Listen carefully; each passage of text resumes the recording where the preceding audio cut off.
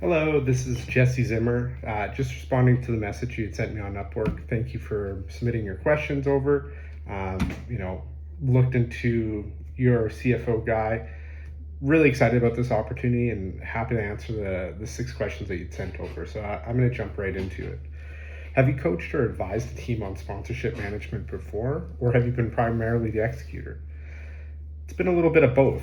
I'll speak to my most recent experience with Maple Leaf Sports Entertainment, which owns, an NBA, NHL, and MLS team. I was an executor, so I was out there prospecting new clients, potential sponsors, in very niche categories. Our business was very mature, so it wasn't like I was going after, the big banking or consumer packaged good categories. I was looking at like niche categories that typically haven't done sponsorship before, and going out and finding the folks in that industry and developing relationships with them, and showing them that sponsorship does work as a form of marketing. On the flip side, I have coached sponsorship teams before, primarily in youth sports, typically with sports academies, sports tournaments. A lot of my freelance work has been with them on, you know, teaching them how to story tell their sponsorship assets. Typically at that level, they're asking for dollar amounts that traditional marketing wouldn't support. If you're going to sponsor a youth sports team for $10,000 compared to spending $10,000 on meta ads, you're going to get more awareness from your meta ads. But we talked about the benefits and the intangibles of sponsoring a youth sports team, and really being able to story tell that. And that's kind of my specialty, is being able to tell a good story, and helping folks in those positions that are often very busy with running the youth sports teams, and coaching them on how to sell sponsorship in a way that's effective and allows them to focus on what they do best, which is running the club, but also bring in revenue dollars. What's the single biggest mistake you see teams make when managing sponsors, and how do you coach them out of it? Truthfully, the biggest mistake happens before the sponsorship deal has even been signed. When I'm prospecting new sponsors, I always love to bring in our operations team early in the conversation. The saying I always say is that it's really easy to sell the dream of sponsorship, but oftentimes somebody has to live with the nightmare of pulling off the sponsorship. So when you bring in your operations team, these are the people that are, managing the day-to-day activities, making sure the sponsorship assets get activated. Bring them early in on the conversations before you ink a deal really helps you out in a couple ways. It manages clients' expectations of what is available and what can be done with a sponsorship, but it also shows the sponsor that it's not just you. You have a whole team behind you, and this is how we're going to execute the sponsorship, and how the sponsorship is going to go from a deal on a page to them, achieving their business results, whether it's through their marketing objectives or whatever they're trying to achieve. So I always love to bring my operations team in early in on the prospecting conversations when pitching sponsorships. Tell us about a sponsor webinar where attendance underperformed. What did you diagnose as the root cause, and what would you have changed? I haven't had any webinars, but what I can speak to in the sports world is oftentimes that, attendance is based on team performance, and there's very little what I can do to influence team performance. That's on the head coach and the players themselves. So, we've gone through periods when I worked at the Canadian Elite Basketball League where our team wasn't doing so well, where we were on a 4 or 5 game losing streak, and fan attendance naturally dies down.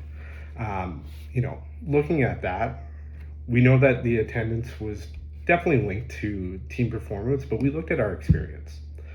Were fans enjoying our experience, and were new fans loving our experience? And we really, tapped into our fan base through surveys, pulse checks, even talking to some of our, most dedicated season seat members and asking them about their experience. And, they provided some suggestions on how to make that experience even better. And we've implemented that. So when the team was winning, we actually saw a bigger increase in attendance, not only just because of team performance, but also because we looked at the fan experience and made it even better, and gave people that were new to our our team a reason to come back to games 2, 3, or 4, even purchase a season seat. 4, how do you transfer knowledge to a team? This is an interesting question. So I always operate under the context that everybody's a different learner. Everybody has different learning styles. There's some people that you can just give them a manual and they can read it and be able to execute that. And then there's some people that need to see it live in action.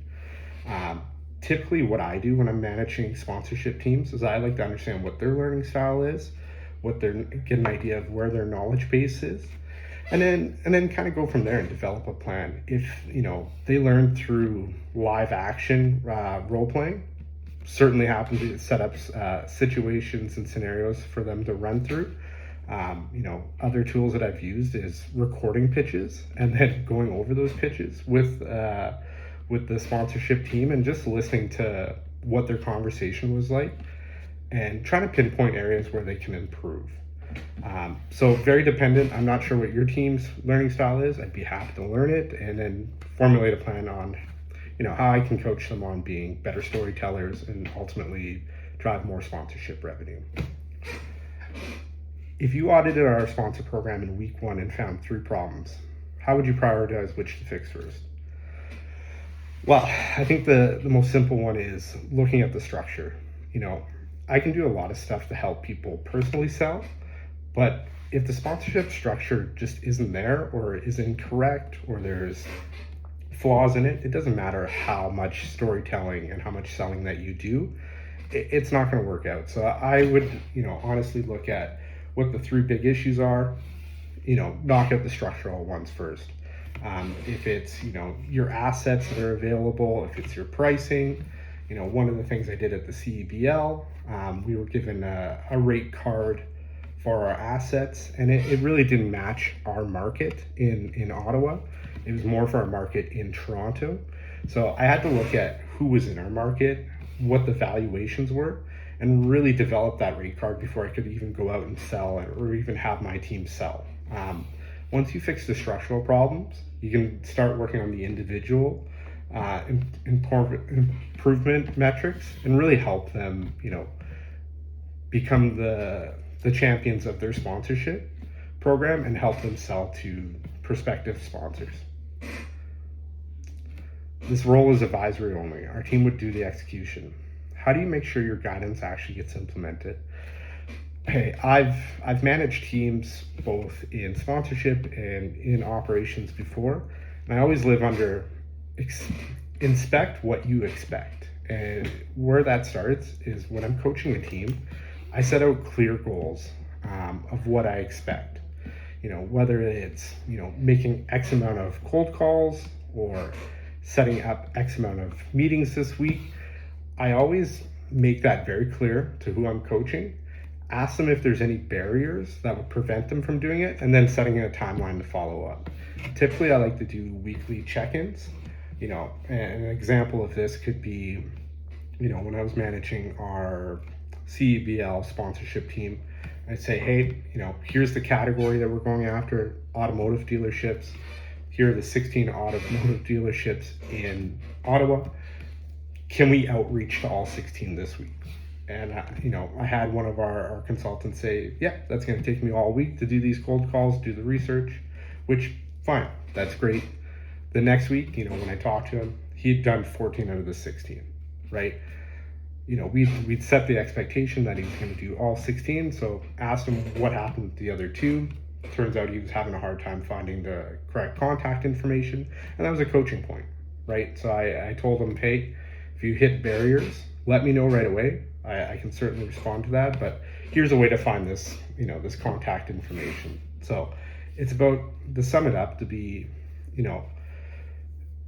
the guidance that I would make sure that actually gets implemented, be clear what my expectations are, set a timeline, follow up in that timeline, and then give feedback on how to improve. And then you go down the line week in and week out.